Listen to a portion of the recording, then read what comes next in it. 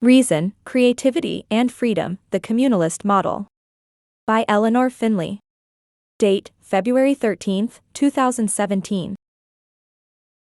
Whether the 21st century will be the most radical of times or the most reactionary will depend overwhelmingly upon the kind of social movement and program that social radicals create out of the theoretical, organizational, and political wealth that has accumulated during the past 2 centuries. The direction we select may well determine the future of our species for centuries to come. Murray Bookchin, The Communalist Project, 2002.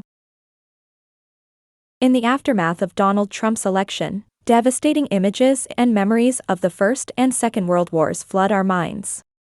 Anti-rationalism, racialized violence, scapegoating, misogyny, and homophobia have been unleashed from the margins of society and brought into the political mainstream.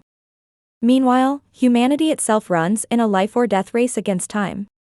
The once unthinkable turmoil of climate change is now becoming reality, and no serious attempts are being undertaken by powerful actors and institutions to holistically and effectively mitigate the catastrophe. As the tenuous and paradoxical era of American republicanism comes to an end, nature's experiment in such a creative, self-conscious creature as humanity reaches a perilous brink. Precisely because these nightmares have become reality, now is the time to decisively face the task of creating a free and just political economic system. For the sake of humanity, indeed for the sake of all complex life on Earth as we know it, we must countervail the fascism embodied today in nation-state capitalism and unravel a daunting complex of interlocking social, political, economic, and ecological problems. But how? As a solution to the present situation, a growing number of people in the world are proposing communalism, the usurpation of capitalism, the state, and social hierarchy by the way of town, village, and neighborhood assemblies and federations. Communalism is a living idea, one that builds upon a rich legacy of political history and social movements. The Commune, from Rojava to the Zapatistas. The term communalism originated from the revolutionary Parisian uprising of 1871, and was later revived by the late 20th century political philosopher Murray Bookchin. Communalism is often used interchangeably with municipalism, libertarian municipalism, a term also developed by Bookchin, and democratic confederalism, coined more recently by the imprisoned Kurdish political leader Abdullah Öcalan. Although each of these terms attempt to describe direct, face-to-face democracy, communalism stresses its organic and lived dimensions. Face-to-face civic communities, historically called communes, are more than simply a structure or mode of management. Rather, they are social and ethical communities uniting diverse social and cultural groups. Communal life is a good in itself. There are countless historical precedents that model communalism's institutional and ethical principles. Small-scale and tribal-based communities provide many such examples. In North America, the Six Nations Haudenosaunee, Iroquois Confederacy governed the region east of the Great Lakes by confederal direct democracy for over 800 years. In coastal Panama, the Cuna continued to manage an economically vibrant island archipelago. Prior to the devastation of colonization and slavery, the Igbo of the Niger Delta practiced a highly cosmopolitan form of communal management. More recently, in Chiapas, Mexico, the Zapatista movement have reinvented pre-Columbian assembly politics through hundreds of autonomous municipios, and 5 regional capitals called caracoles, snails, whose spirals symbolize the joining of villages. Communalist predecessors also emerge in large-scale urban communities. From classical Athens to the medieval Italian city-states, direct democracy has a home in the city. In 2015, the political movement Barcelona en Comú won the Barcelona City Mayoralty based on a vast, richly layered collective of neighborhood assemblies. Today, they are the largest party in the city council, and continue to design platforms and policies through collective assembly processes. In northern Syria, the Kurdish freedom movement has established democratic confederalism, a network of people's assemblies and councils that govern alongside the Democratic Union Party, PYD. These are just a few examples among countless political traditions that testify to the great theoretical, organizational, and political wealth that is available to empower people against naked authoritarianism. Power, administration, and citizenship. The most fundamental institution of communalism is the civic assembly. Civic assemblies are regular communal gatherings open to all adults within a given municipality, such as a town, village, or city borough, for the purpose of discussing, debating, and making decisions about matters that concern the community as a whole. In order to understand how civic assemblies function, one must understand the subtle, but crucial distinction between administration and decision-making power. Administration encompasses tasks and plans related to executing policy. The administration of a particular project may make minor decisions, such as what kind of stone to use for a bridge. Power, on the other hand, refers to the ability to actually make policy and major decisions, whether or not to build a bridge. In communalism, power lies within this collective body, while smaller, mandated councils are delegated to execute them. Experts such as engineers or public health practitioners play an important role in assemblies by informing citizens, but it is the collective body itself which is empowered to actually make decisions. With clear distinctions between administration and power, the nature of individual leadership changes dramatically. Leaders cultivate dialogue and execute the will of the community. The Zapatistas expresses this through the term cargo, meaning the charge or burden. Council membership execute the will of their community. Leadership means to obey and not to command, to represent and not to supplant, to move down and not upwards. A second critical distinction between professional-driven politics as usual and communalism is citizenship. By using the term citizen, communalists deliberately contradict the restrictive and empty notion of citizenship invoked by modern-day nation-states. In communal societies, citizenship is conferred to every adult who lives within the municipality. Every adult who lives within the municipality is empowered to directly participate, vote, and take a turn performing administrative roles. This radical idea of citizenship is based on residency and face-to-face relationships. Civic assemblies are a living tradition that appear time and again throughout history. It is worth pausing here to consider the conceptual resources left to us by classical Athenian democracy. Admittedly, Athenian society was far from perfect. Like the rest of the Mediterranean world at that time, Athens was built upon the backs of slaves and domesticated women. Nonetheless, Athenian democracy to this day is the most well-documented example of direct, communal self-management. Agora, the common public square or meeting house where the assembly gathers.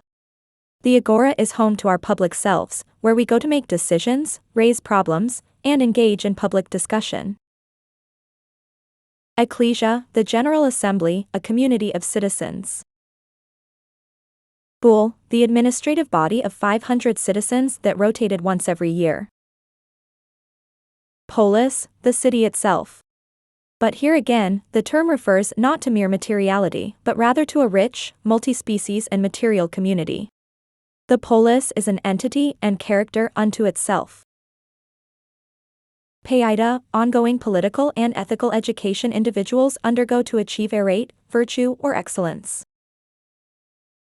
The key insight of classical Athenian democracy is that assembly politics are organic. Far more than a mere structure or set of mechanisms, communalism is a synergy of elements and institutions that lead to a particular kind of community and process. Yet assemblies alone do not exhaust communal politics. Just as communities are socially, ecologically, and economically interdependent, a truly free and ethical society must engage in robust inter-community dialogue and association. Confederation allows autonomous communities to scale up for coordination across a regional level. Confederation differs from representative democracy because it is based on recallable delegates, rather than individually empowered representatives. Delegates cannot make decisions on behalf of a community. Rather, they bring proposals back down to the assembly. Charters articulate a confederacy's ethical principles and define expectations for membership. In this way, communities have a basis to hold themselves and one another accountable. Without clear principles, basis of debate to actions based on principles of reason, humanism, and justice. In the Kurdish freedom movement of Rojava, northern Syria, the Rojava social contract is based on pillars of feminism, ecology, moral economy, and direct democracy. These principles resonate throughout the movement as a whole, tying together diverse organizations and communities on a shared basis of feminism, radical multiculturalism, and ecological stewardship. A free society. There is no single blueprint for a municipal movement.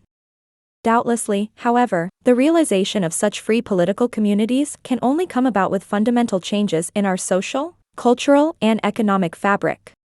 The attitudes of racism and xenophobia, which have fueled the virulent rise of fascism today in places like the United States, must be combated by a radical humanism that celebrates ethnic, cultural, and spiritual diversity. For millennia, sex and gender oppression have denigrated values and social forms attributed to women. These attitudes must be supplanted by a feminist ethic and sensibility of mutual care. Nor can freedom come about without economic stability. Capitalism, along with all forms of economic exploitation, must be abolished and replaced by systems of production and distribution for use and enjoyment rather than for profit and sale. The vast, concrete belts of modern industrial cities must be overhauled and rescaled into meaningful, livable, and sustainable urban spaces. We must deal meaningfully with problems of urban development, gentrification, and inequality embodied within urban space. Just as individuals cannot be separated from the broader political community of which they are a part, human society cannot be separated from our context within the natural world. The cooperative, humanistic politics of communalism thus work hand in hand with a radical ecological sensibility that recognizes human beings as a unique, self-conscious part of nature. While managing our own needs and desires, we have the capacity to be outward-thinking and future-oriented. The Haudenosaunee Iroquois Confederacy calls this the 7 generations principle. According to the 7 generations principle, all political deliberations must be made on behalf of the present community, which includes animals and the broader ecological community, for the succeeding 7 generations. While even a brief sketch of all the social changes needed today far exceed the scope of a short essay, the many works of Murray Bookchin and other social ecologists provide rich discussions about the meaning of a directly democratic and ecological society. From the Green Movement, the anti-globalization movement, Occupy Wall Street, to Chile and Spain's Indignados movements, communalist ideals have also played a growing role in social and political struggles throughout the world. It is a growing movement in its own right. Communalism is not a hard and rigid ideology, but rather a coherent, unfolding body of ideas built upon a core set of principles and institutions. It is, by definition, a process, one that is open and adaptable to virtually infinite cultural, historical, and ecological contexts. Indeed, communalism's historical precedents in tribal democracy and town/village assemblies can be found in nearly every corner of the earth. The era of professional-driven, state politics has come to an end. Only grassroots democracy at a global scale can successfully oppose the dystopian future ahead. All the necessary tools are at hand. A great wealth of resources have accumulated during humanity's many struggles. With communalism, we might remake the world upon humanity's potential for reason, creativity, and freedom.